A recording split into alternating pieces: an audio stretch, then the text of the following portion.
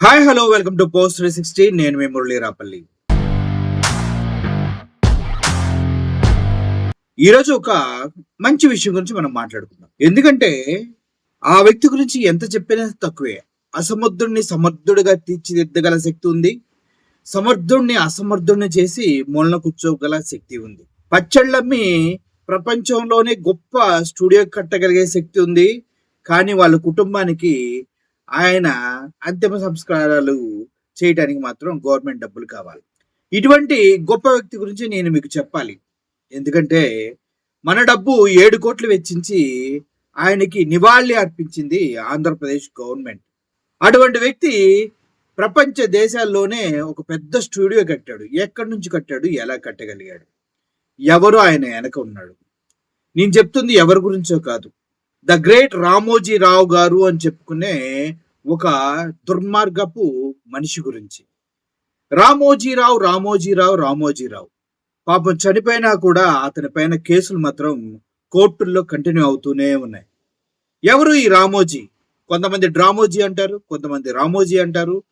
మన ఆంధ్రప్రదేశ్ ప్రజల డబ్బు 7 కోట్లు 8 కోట్లు వెచ్చించి ఆయనకి నివాళి అర్పించే అంత గొప్ప వ్యక్తి అంటే కాదనే చెప్పాలి. ఎందుకంటే ఈ వ్యక్తి సాధించింది ఏంటి? ప్రజలకు చేసింది ఏంటి? ఒక్కసారి మీరు ఆలోచించండి. ఏనాడైనా ఎప్పుడైనా ఎవరికైనా ఒక 10 రూపాయలు ఇచ్చినట్టుగా మీరు ఎక్కడైనా వార్తలు చూసారా? చెప్పండి. వైస్రాయ్ హోటల్లో ఉన్నది 10 మంది అయితే 70 మంది 100 మంది అంటూ చెప్పింది ఏ పేపర్? ఆంధ్రజ్యోతి, ఈనాడే కదా. ఇప్పటికీ చంద్రబాబు నాయుడు గారు రామోజీరావుని ఎందుకు వదిలిపెట్టలేకపోతున్నారు చనిపోయిన తర్వాత కూడా? ఒకసారి ఆలోచించండి. అయితే ప్రజల సొమ్ముని దారాదత్తం చేసి కొన్ని వేల ఎకరాలు రామోజీ ఫిలిం సిటీకి ఇచ్చింది చంద్రబాబే కదా. ఆయన ఇచ్చింది కొంత అయితే ఈయన ఆక్రమించుకుంది ఎంతో కదా. సో తద్వారానే దానిపైన కూడా కేసులు పడ్డాయి కదా. మరి అటువంటి ఆక్రమదారుడిని గొప్ప వ్యక్తిగా ఎలా అభివర్ణిస్తూ ఉంది ఈ ప్రపంచం? అంటే వాళ్ళకున్న టీవీ ఛానల్స్, వాళ్ళకున్న పేపర్. సో వారికి వారే సొంతగా బూస్టప్ ఇచ్చుకుంటూ వారికి వారిని పొగుడుకుంటూ వేరే న్యూస్ పేపర్ ఏది మనుగడలోకి రాకుండా ఒకవేళ వచ్చినా ఎలా తొక్కాలో అలా తొక్కి పక్కన పడేయటం రామోజీరావు యొక్క స్పెషాలిటీ. ఎక్కడ తొక్కాలో, ఎక్కడ నొక్కాలో, ఎక్కడ ఎక్కాలో రామోజీరావుకి చాలా బాగా తెలుసు. సో ఇప్పుడు ఈ మాటలన్నీ ఎందుకు మాట్లాడాల్సి వస్తుంది? రామోజీరావు గురించి ఎందుకు ఇప్పుడు మాట్లాడాల్సి వస్తుంది అంటే, మార్గదర్శి సిట్ ఫండ్స్ మనందరికీ తెలుసు. మార్గదర్శి అంటే అది, మార్గదర్శి అంటే ఇది, మార్గదర్శి అంటే ఇది అంటూ యాడ్ల మీద యాడ్లు చేస్తూ ఉంటారు. ఓకే, మార్గదర్శి అంటే ఏంటో అనేది పక్కన పెడితే అసలు ఈ మార్గదర్శి చేసిన దారుణాలు ఏంటి? డబ్బులు సరిగా వెనక్కి ఇవ్వడం, నువ్వు ఏదైనా చేసినప్పుడు అన్ని కటింగ్లు పోయి నువ్వు నీకు రావాల్సిన దానికన్నా చాలా తక్కువ డబ్బులు ఇవ్వటం, ఇవన్నీ మార్గదర్శి చిట్ ఫండ్స్ యొక్క స్పెషల్ క్యారెక్టరిస్టిక్స్ అన్నమాట. అయితే ఇప్పుడు రాజ్యసభలో మాట్లాడుతున్నటువంటి ఎంపీ మిథున్ రెడ్డి ఒక టాపిక్ ని రేస్ చేయడం జరిగింది. ఏంటి? సహారా గ్రూప్స్ గురించి బీజేపీ గవర్నమెంట్ సదరు మెంబర్స్ అంతా మాట్లాడటం జరిగింది. అటువంటి సహారా గ్రూపు ప్రజల దగ్గర నుంచి డిపాజిట్లు స్వీకరించింది. తద్వారా ఆ డిపాజిట్ల వల్ల ప్రజలు ఇబ్బంది పడ్డారు, వాళ్ళు మోసపోయారు అంటూ సహారా గ్రూప్ గురించి మాట్లాడటం జరిగింది. అయితే సేమ్ టైంలో మిథున్ రెడ్డి సహారా గ్రూప్ ఏముంది సార్, ఆఫ్టర్ ఆల్ అది మా ఆంధ్రప్రదేశ్లో ఒక వ్యక్తి ఉన్నాడు, ఇప్పుడు చనిపోయాడు, బ్రతికున్నప్పుడు ఆయన చేసిన అరాచకాలు అన్నీ ఇన్ని కాదు, ప్రజల దగ్గర నుంచి మార్గదర్శి సంస్థ 2,500 కోట్ల రూపాయలు డిపాజిట్స్ గా స్వీకరించింది. According to RBI rules and guide lines గురించి మాట్లాడితే ఏ సంస్థ అయినా ప్రజల దగ్గర నుంచి డిపాజిట్లు సేకరించడం అనేది క్రిమినల్ అఫెన్స్. ఉద్దేశపూర్వకంగా వారి దగ్గర నుంచి డబ్బులు డిపాజిట్ల రూపంలో తీసుకోవడం తప్పు. మరి సహారా గ్రూప్ కి ఈ సభలో మాట్లాడి వాళ్ళు తప్పు చేశారన్నప్పుడు మరి రామోజీరావు చేసిన తప్పుల గురించి ఎవడు మాట్లాడేంటి? ఆ తప్పు కాదా? అలా అందరికి ఒకటే కాదా అంటూ మిథున్ రెడ్డి చెలరేగిపోయి మాట్లాడటం జరిగింది. అయితే వెంటనే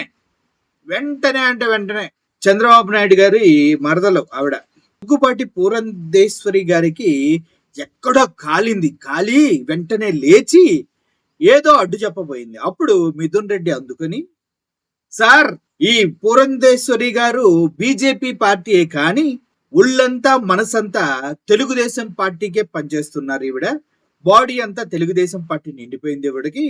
ఇప్పటి వరకు చాలా విషయాలు బీజేపీ వారి గురించి నేను మాట్లాడాను. అప్పుడు ఈవిడ అసలు సభ్యులంతా కూడా వ్యతిరేకిస్తూ కరతాళ ధ్వనులు చేశారు, అబ్జెక్ట్ చేయడానికి మాట్లాడారు. అప్పుడు పురంధేశ్వరి గారు మెదలకుండా కూర్చున్నారు. ఎప్పుడైతే నేను వాళ్ళ బావ చంద్రబాబు నాయుడు గారి గురించి మాట్లాడానో ఆవిడ చూడండి ఎలా లేసి మాట్లాడుతుందో. ఇటువంటి కోవర్ట్స్, ఇటువంటి రాజకీయ నాయకులు ఏమనాలి అంటూ ప్రశ్నించడం జరిగింది. అంటే అర్థమైంది కదా. Finance Minister in one of her replies in the question hour spoke about Sahara. She said that they collected funds against RBI norms. She said that there are a lot of beneficiaries or whoever depositors who have been unidentified and they have diverted the money and they have taken action on that. I totally agree with her decision. Sir, I want to know why Margadarshi is let off. They have collected 2,600 crores of deposits. They have diverted that, which is against the RBI norms. RBI has filed an affidavit saying that it is completely against what they have collected. So they have collected in cash, and the income tax department has slapped a notice of 1,000 crores, and which they went to the court and got a stay. Sir, this is one of the biggest scams. Law should be the same for everybody. Just because they have a media house, they should not be let off from scamming the people. I've raised this issue every day. Every day they are writing news about me. I'm not going to yield. I'm not going to budge, and I really don't care what they write.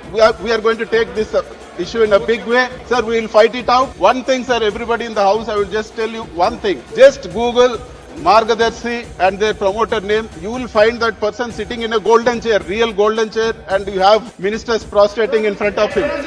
This is how a scamster is projected in the government, sir. Sir, we need serious action. It is with public money. It's money they have duped. They are doing all this. We want the government to take serious action on this, sir. ఏ విధంగా ఆయన రామోజీరావుని defend చేయడం కోసం చంద్రబాబు నాయుడు గారు, పురంధేశ్వరి సోదరు family సభ్యులంతా కూడా అడ్డుకట్టలా నిలబడిపోతున్నారంట. అసలు ఏంటి కారణం అంటే క్లియర్ గా చెప్తూ ఉన్నా వినండి. మార్గదర్శిపై క్రిమినల్ ప్రొసీడింగ్స్ జరుగుతూ ఉన్నాయి, జరగాల్సిందే అంటూ కోరుతూ ఉన్నారు. కౌంటర్లో తెలంగాణ హైకోర్టు నివేదించిన రిజర్వ్ బ్యాంక్ ఆఫ్ ఇండియా దీన్ని సీరియస్ గా తీసుకుని మాట్లాడుతుంది. కర్త రామోజీ మరణించున్నంత మాత్రాన బాధ్యత నుంచి మార్గదర్శి తప్పించుకోజాలదు. కర్త రామోజీ మొత్తాన్ని డిపాజిట్లు 2,500 కోట్లు కలెక్ట్ చేసింది ఆయన, ప్రజలకు కుచ్చు టోపీ పెట్టింది ఆయన. ఆయన చచ్చిపోయినంత మాత్రాన మార్గదర్శి సంస్థ ఉంది, దాన్ని ఎలా వదిలేస్తాం, తప్పించుకోవడానికి కుదరదంటూ ఆర్బీఐ చెప్పడం జరిగింది. అయితే ఇక్కడ కొన్ని మూలమైనటువంటి విషయాలు, ఇంపార్టెంట్ విషయాలు మీకు చదివి వినిపిస్తాను. మార్గదర్శి రామోజీ వాదనలన్నీ శుద్ధ అబద్ధాలే. అసలు ఈ రామోజీ పైన కేసు పెట్టింది ఉండవల్లి గారు ఈ కేసు పెట్టి గత 30 సంవత్సరాల నుంచి ఫైట్ చేస్తూనే ఉన్నారు. ఆయన చనిపోయిన తర్వాత ఈ కేసు ముందుకెళ్తుంది. అంటే రామోజీరావు గారు సంస్థలని, కోర్టులని, వ్యవస్థలని ఏ రేంజ్ లో మేనేజ్ చేయగలిగే శక్తివంతుడో అర్థం చేసుకోండి. దానికి తోడుగా ఉన్నటువంటి చంద్రబాబు నాయుడు గారు కూడా ఏ విధంగా రామోజీరావు గారిని కాపాడుకుంటూ వస్తున్నారో అర్థం. అంతెందుకు, ఆయన చనిపోతే 7-8 కోట్లు మన సొంత డబ్బు, ఆంధ్రప్రదేశ్ ప్రజలు డబ్బులు పెట్టి ఆయనకి నివాళి ప్రోగ్రాన్ని ఏర్పాటు చేసిన చంద్రబాబు నాయుడు గారు ఎంత కృతజ్ఞతతో ఉన్నారో ఒకసారి మళ్ళీ మీరు ఆలోచించండి. అయితే మార్గదర్శి రామోజీ వాదనలన్నీ శుద్ధ అబద్ధాలే. చట్ట విరుద్ధంగా డిపాజిట్లు స్వీకరణపై ఫిర్యాదులు అందలేదన్నది వాస్తవం. ఫిర్యాదులు బోల్డ్ అని అందిని, కానీ వాటిని కోర్టులు, వ్యవస్థలు సరిగా ప్రొసీడింగ్స్ కి వాడుకోలేదు అంతే. మార్గదర్శి అక్రమ డిపాజిట్లపై మాకు ప్రజలు, డిపాజిటర్లు నుంచి ఫిర్యాదులు అందాయి ఆర్బీఐ చెప్తుంది. సెక్షన్ 45S వర్తిస్తుందని కూడా చెప్పాం. ఇలా దొంగతనంగా ప్రజల సొమ్ము కాజేయడానికి డిపాజిట్లు స్వీకరిస్తే సెక్షన్ 45S అనేది మీకు వస్తుందని చెప్పారు. డిపాజిట్లు స్వీకరణకు మేము సర్టిఫికేట్ ఇచ్చామనడం అబద్ధం. ఎటువంటి సర్టిఫికేట్స్ లేవు. మీరు డబ్బులు కట్టండి, మీకు అది చేస్తామని చెప్పేసి చాలా మంది దగ్గర నుంచి డబ్బులు కొట్టేశారు. 2,500 కోట్లు. అర్థం చేసుకోండి. డిపాజిట్ల వసూలుకు మేము ఎలాంటి అనుమతులు ఇవ్వలేదు. ఆర్బీఐ ఎటువంటి అనుమతులు ఇవ్వకుండానే డిపాజిట్లు కలెక్ట్ చేశారన్నమాట వీళ్ళు. ఓకే. మార్గదర్శి రామోజీరావులు డిపాజిట్లు స్వీకరణ చట్ట విరుద్ధమే. సెక్షన్ 48B 5A ప్రకారం శిక్షార్హం. అర్థమైంది కదా. బ్రతికున్నంత కాలం దీన్ని కోర్టులు గెలవకుండా, వాదనలకు రాకుండా 30 సంవత్సరాల నుంచి అడ్డుపడుతున్న ఒక నిరంకుశమైనటువంటి పత్రికా తీవ్రవాది రామోజీరావు. అది ఆయన క్రెడిబిలిటీ. మార్గదర్శి అనుబంధ పిటిషన్స్ కొట్టివేయండి, మార్గదర్శిని సపోర్ట్ చేస్తున్న పిటిషన్స్ అన్ని కొట్టివేయండి అంటూ అడిగారు. అయితే ఇక్కడ మార్గదర్శి తరపున వాళ్ళ కుటుంబ సభ్యులు ఎవరైతే రామోజీ తరపు ఉన్నారో వాళ్ళంతా ఇప్పుడు కొత్త వాదన అందుకున్నారు. మా నానే చచ్చిపోయాడు, ఇంకా కేసులు ఏంటి సార్, చేసింది తప్పు ఆయన అంటూ ముసల కన్నీరు ముసలోడి మీద తోసేసి వీళ్ళు కుశాలుగా బ్రతకాలని ప్లాన్ చేస్తూ ఉన్నారు. ఓకే, మార్గదర్శి చిట్ ఫండ్స్ మూసేయండి అయితే. ఓకే, అయితే రామోజీరావు నేరాలకు కుమారుడిని జైలుకు పంపుతారా అంట. అబ్బా, కుమారుడిని జైలుకి పంపించరు. మార్గదర్శి చిట్ ఫండ్స్ ని పూర్తిగా సమూలంగా క్లోజ్ చేసేయండి. తండ్రి నేరం చేసిన కుమారుడిని జైలుకి ఎలా పంపుతారంటూ ధర్మాసనాన్ని మార్గదర్శి నివేదిక. నిజమే కరెక్టే. తండ్రి చేస్తే కుమారుడిని ఎందుకు, మరి తండ్రి ఆస్తి ఎందుకు తీసుకుంటున్నాడు?